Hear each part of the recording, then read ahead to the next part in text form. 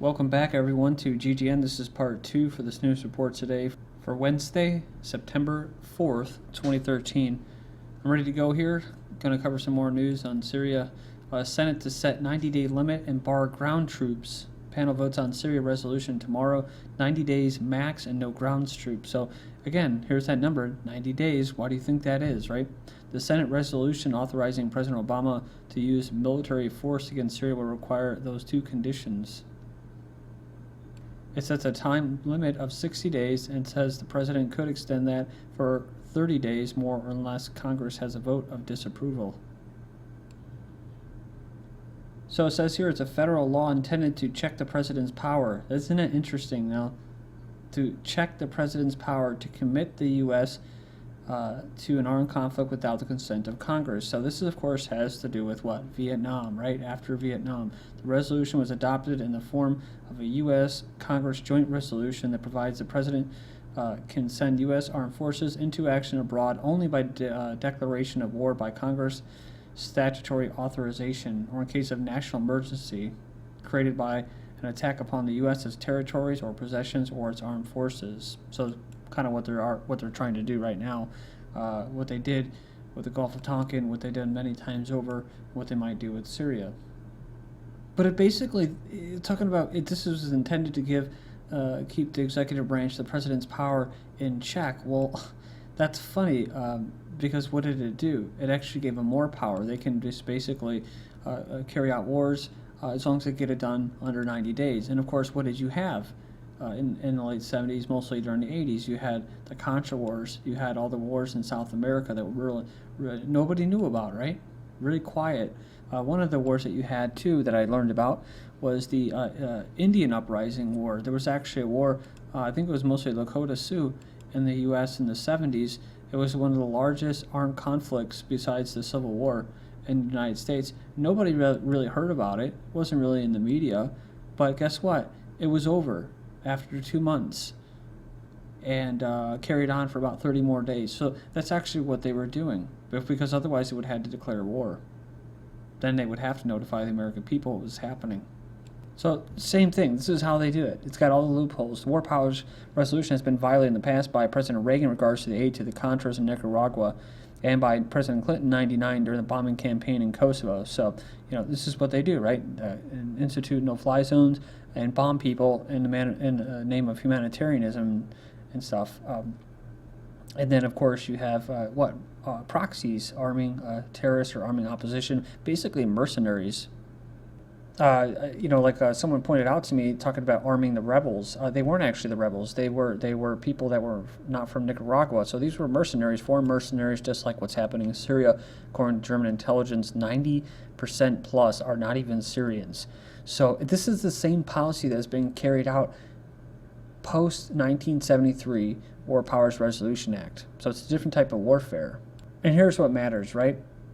All incidents have had congressional disapproval, but none have had any successful legal actions taken against the president for violations. Kerry said U.S. response to Syria won't involve boots on the ground. So remember that statement. So, okay, let's see. Kerry won't rule out ground troops in Syria from September 3rd. Just almost a week later, right?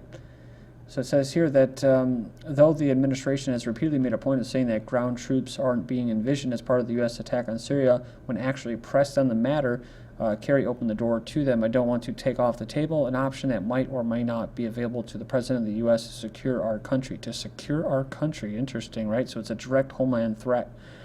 He insisted, saying that he could envision a ground invasion to secure Syria's chemical weapons. Again, so this is what I mentioned before. This is the whole kicker: is Syria's chemical weapons and securing them. I.e., if Assad uses them, if the rebels use them, or if Assad moves them to get them out of the hands of the rebels.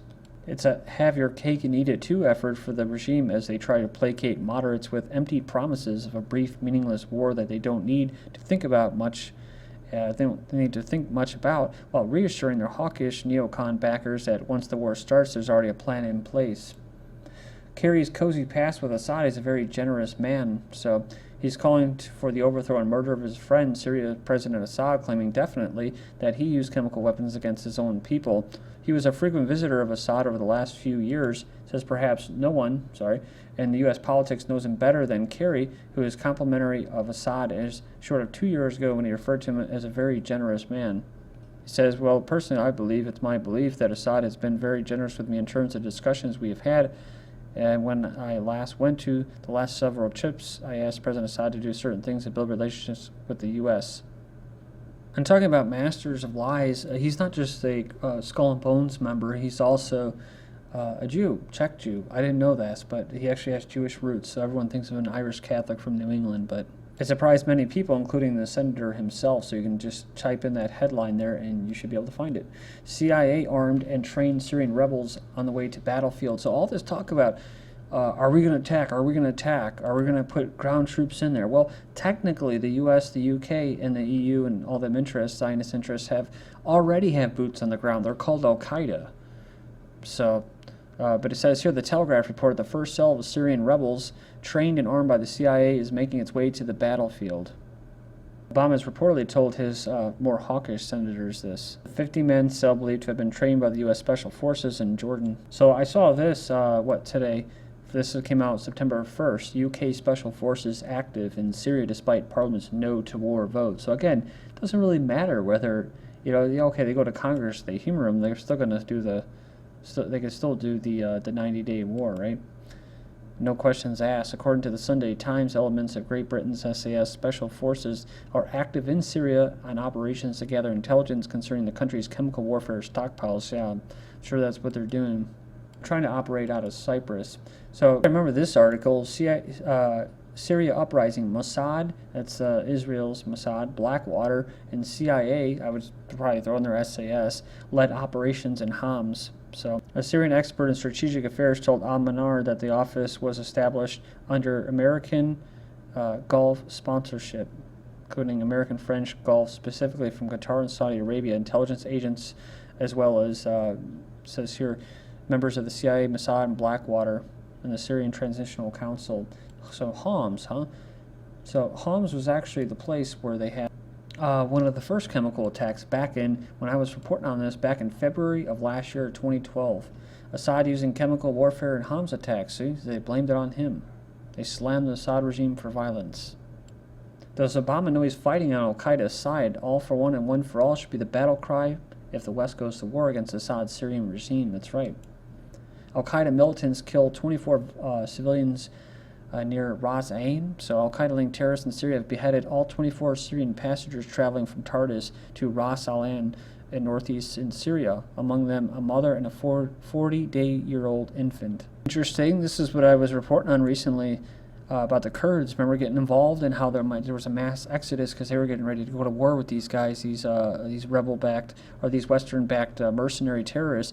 They said here that they were killed and the bus was set on fire because they supported anti-terrorist Kurdish groups which were formed recently to defend Kurdish populations against anti-Syria terrorists. Intelligence report on Syria alleges new incendiary attack. So this is from August 30th. So while all this is going on after the most recent chemical attack by the rebels that was supplied by the Saudis and trained to handle by the UK and the US intelligence special forces units, they actually carry out another attack.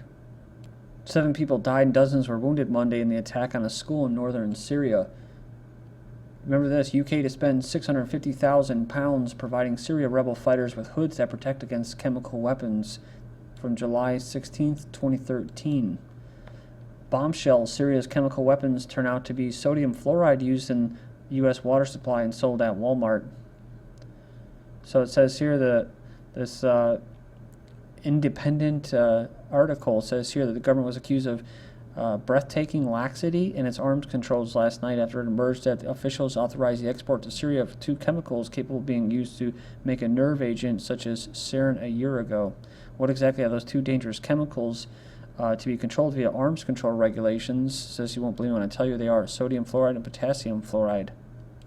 Notice the headline describes nerve gas chemicals and subhead explains them as sodium fluoride and potassium fluoride. So there you go. So, this is part of the propaganda blitz right now.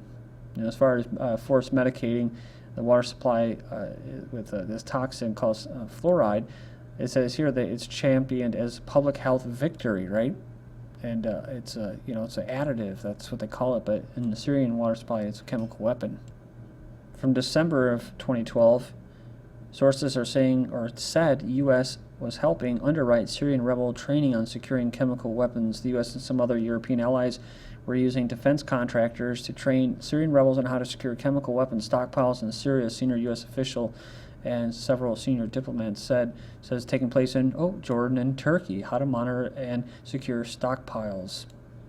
Russia releases key findings on chemical attack near Aleppo, indicating similar with rebel-made weapons for September 4th.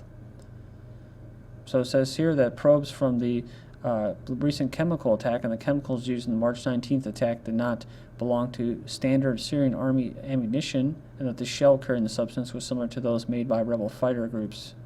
RDX, which is also known as hexagen or cyclonote, was used as the bursting charge for the shell. It says not used in standard chemical munitions. Soil and shell samples contain the non-industrial synthesized nerve agent sarin and whatever this is called, fluorophosphate, which was used by Western states for producing chemical weapons during World War II. That's interesting, because isn't it Kerry and all them, the Cameron, saying that they can't allow chemical weapons to be used? Winston Churchill's shocking use of chemical weapons used in Syria recently with the chemical weapons has outraged the world, but it is easy to forget that Britain has used them and that Winston Churchill was a powerful advocate for them. Interesting, it says here that he was determined to use them against the Russian Bolsheviks, planned and executed a sustained chemical attack on northern Russia. I've already covered this before. The U.S., Britain, and Israel have used chemical weapons within the last 10 years, and you can go through there and see them. And Israel has been accused of using depleted uranium in Syria. We know depleted uranium in Iraq. And now, remember this, Israeli intelligence intercepted Syrian regime talk about chemical attack. That's where a lot of this evidence is coming from. Proof Assad used chemical weapons is 100 YouTube clips. Full report has been attached.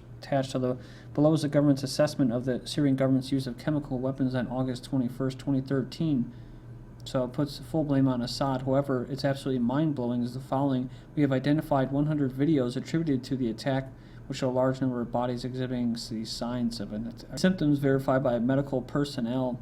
In other words, America may be about to launch World War III on the basis of 100 videos, which I believe the Syrian opposition does not have the capability to fabricate.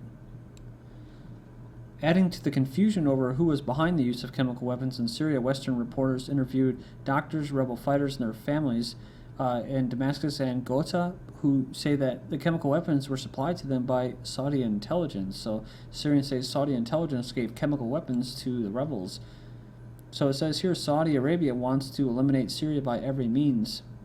Syrian Deputy Foreign Minister stressed on Monday that his country's readiness to confront any aggression waged against it, underlying that any attack on Syria would set the whole region ablaze, said, "We all know that the West cannot be trusted. Because of this, we are ready for confrontation and for anything that might happen." Criticized Saudi Arabia's position of Syria and pointed out that the Saudi regime wants to end Syria by every means to serve American and Zionist interests. Well, of course, their own, but that's their kind of ally. Saudi regime has fallen since long in its people's eye, as well as in the Arab nation's eye. They are facing now the battle of challenge and the last downfall. Fielding a question about Saudi hastening to attack Syria, he justified it as spite hatred. There is an attitude of the Salve who seeks to pacify his master and to present more services which have not been requested. Rand Corporation says bombing Syria will be ineffective and risk greater U.S. involvement in regional war. Well, of course they know that this is going to happen because that's the whole point. The regional war is aimed at Iran. And that's the whole point. They said they can take out their air force, but only marginal benefits are there for protecting civilians. Well, they don't care about that. That's not the point. And in warped type of doublethink, they actually have local Syrian Americans back U.S. strike on Syria. So Save Syria on Facebook. That's what it's called. The mission: Save Syria by bombing them. Country of over 350 million people. There'll be 100 Syrian Americans that will rally for striking Syria on Saturday. So of course the Jewish-run media will go there to exploit it and overrepresent them. Iran commander says we're on the threshold of a strategic turning point in the fate of the region and more generally the future of the Muslim world. Hey, U.S. strike on Syria could derail Iran president's master plan. What is his plan? To fix the economy and help his people. God forbid that. I mean, you can't make this shit up.